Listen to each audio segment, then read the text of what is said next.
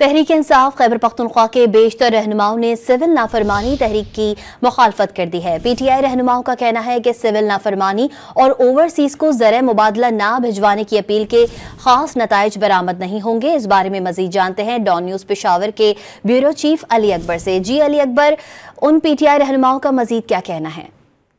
जी, जैसा कि तहरीक इंसाफ का सारा फोकस खैबर पख्तूनख्वा पर है और यहाँ पर मौजूद रहनुमा और कारकुनान आए रोज आजमाइशों से गुजर रहे हैं, तो ये जो अब भी सिविल नाफरमानी की तहरीक की तजवीज़ है, इस पर जो है पीटीआई के अक्सर रहनुमा जिससे हमारी बात हुई है तो वो बड़े परेशान है और उन्होंने इसकी मुखालिफत की है।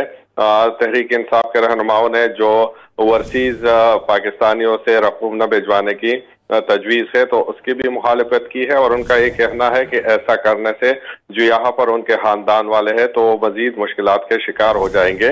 और पस पर्दा गुफ्तगू में अक्सर तहरीक इंसाफ के रहनुमा यही कहते हैं कि अब वक्त नहीं है कि मजीद एडवेंचर किया जाए और सूरत हाल को जो है वो मुज़ाकरात के जरिए जो है मसाइल हल किया जाए।